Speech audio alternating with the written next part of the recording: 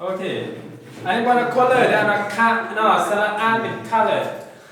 color มีสองแบบเขียนเนี่ยอันนี้เป็นแบบอเมริกาเนาะภาษาอังกฤษแบบอเมริกาอยู่บ้านมันซะเรือนั่นไม่เข้ามาเขียนแบบนี้ค่าอย่างมีตัว U เด้อตัวนี้เด้อตัวที่สองมีตัว U color มีตัวอย่างมีตัว U กับบ่มีตัว U เนาะอันนี้เป็นแบบอเมริกานี่แบบอังกฤษเนาะไม่น่าจึงไปสอบคำศัพท์มันนะcolor หรือว่า color แต่ว่า U คอมมันต้องพิมพ์แบบอเมริกามันยังถึงเนาะสงสัยคอมผลิตอเมริกาเหมือนกันเนาะมันป้อนภาษาเข้าไปถ้าเราเขียนแบบนี้มันหมายแดงกันเนี่ยแต่ว่าถือมันบ่ถือกันบ่เสื้อไปพิมพ์มึงนะโอเค color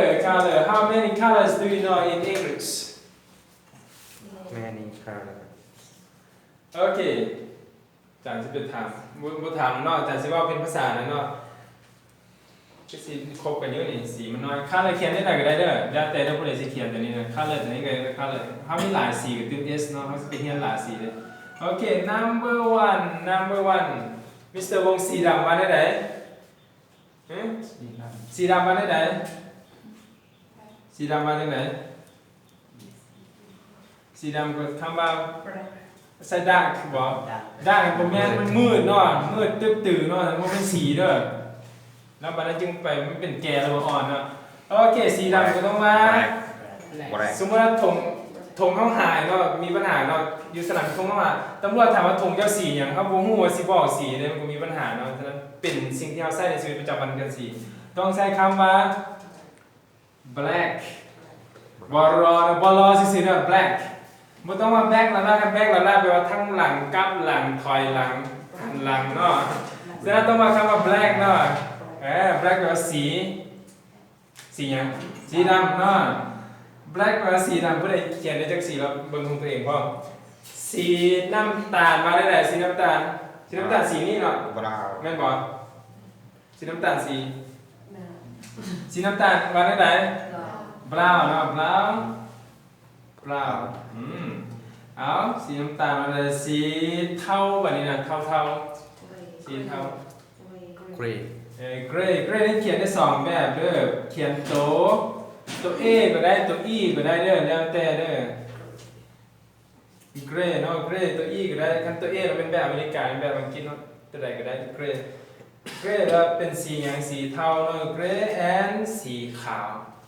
white สีขาวว่าได้ไหน โอเค white เนาะ white คันว่า white แล้วมันกว้างเนาะเป็น white ก็สีขาวโอเคเอา number 5สีหยังบัดนี้น่ะสีเหลืองมาได้ไหน yellow yeah หยัง yellow สงสัยเขียนบ่เป็นเนาะหลายคนเนาะเป็นหยังสีส้มบัดนี้น่ะ orange อ๋อหยัง orange มาแก้งมาได้ไหน orange เนาะ orange ชิดๆเด้อตัวนี้เด้อตัวจอเด้อ orange อันนี้สีส้มเด้อมันมาเล่นมาเกี้ยงเด้อสีแดงมาได้ไหน red red เนาะ red number 8สีชมพูนะเฮาเนาะแม่นเหรอสีชมพูบ่ สีบัว สีบัวเด้อแม่นสีบัวเนาะแต่น้องสลับ pink เนาะสีบัวสีแร่ๆมาได้ไหนเอาสีม่วงมาดิน่ะสีม่วงมาได้ไหนสีม่วงมาได้ไหน purple excellent purple สีม่วงเด้อวันนี้เด้อสีม่วงบาดนี้เอาสีที่11บาดนี้น่ะสีฟ้ามาได้ไหน 10ก่อนนะจ๊ะ 10ก่อนโอเคสีฟ้ามาได้ไหน blue ส่วนเผ่า blue เนาะนี่ส่วนเผ่าใหม่เนาะพี่น้องเนาะโอเคเอาตัวสุดท้ายสียังเหลือสีหยังสีเขียวมาได้ไหน green เนาะโอเคอันนี้ได้สีมาแล้วบานนี้ส่วนหลายสีเขามีสีดำแก่ดำอ่อนได้ต้องเป็นบ่เนาะแล้วสีบานได้แต่ดำแก่ดำอ่อนแบบนี้นะสีดำเข้มมันนะเนาะ black gold ส่วนน้ำตาลเข้มน้ำตาลเนี่ยสีห้องสีอ่อนบ่สีแก่บ่หรือว่าสีจางบ่เวลาว่าภาษาลาวนั่นแล้วจะมีสีว่าอันนี้เป็นธรรมดาปกติของมันเนาะแล้วอยากเติมระดับให้มันระดับมาจางหรือว่าอ่อนเนาะคันมันแก่น่ะสีดำ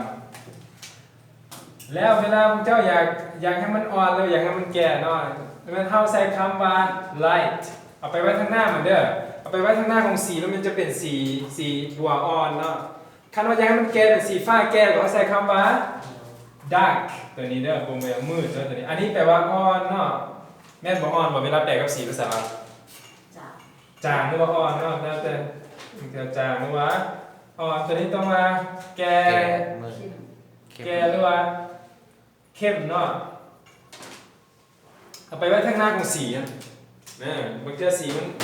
ไปผสมอีกอย่างเนาะ like brown ไล่จะปราบแบบสีน้ำตาลอ่อนเนาะขณะพอดีมันเราใส่สีกัน สีเขียวแก่ สีเขียวจะใส่ dark green เนาะ dark green อันนี้โอเคจะได้สิพาอ่านอีกบางนึงอันนี้ในนอกสีเป็นหูปตัวนี้ก็ได้นะครับเป็นหูปเนาะในหูปตัวนี้เนาะสีแบบนี้แหละนี่แล้วถ้าอยากถามว่าสีมากที่สุดของเจ้าเป็นสีอย่างมาได้ไหน what is What is your life? what favorite color what is your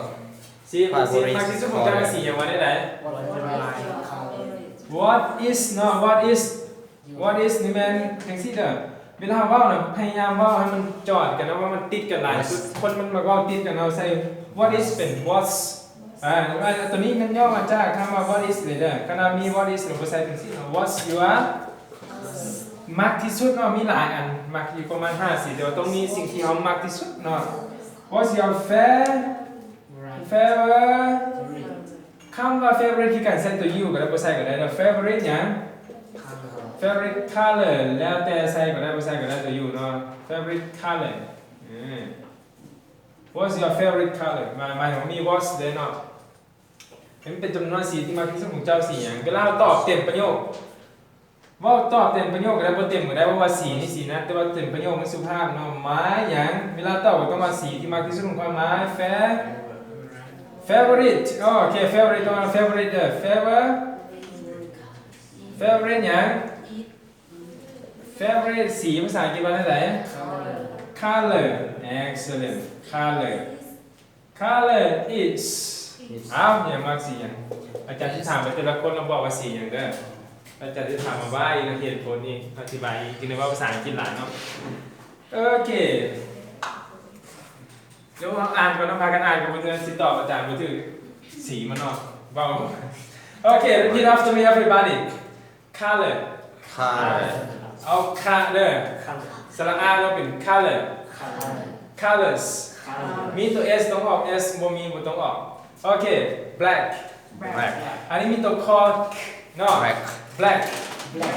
มา black ละล่ะ black brown brown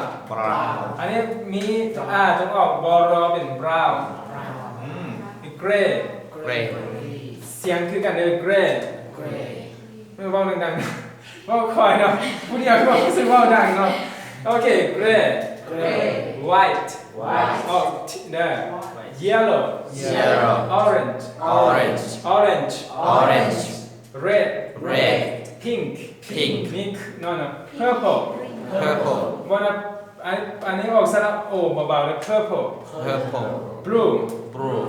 green โอเคตัว R ตรงว่า green โอเค what's your favorite color what is your favorite color เวลาอาจารย์ออก what's แล้วบอก is แล้วเด้อออกตัวไหนตัวนึงเลยนะพยายามบอกตัวนี้ what's your favorite color what's your favorite color พยายามเป็นคำถามพยายามบอกมันสุดเนาะ what's your favorite color what's your favorite color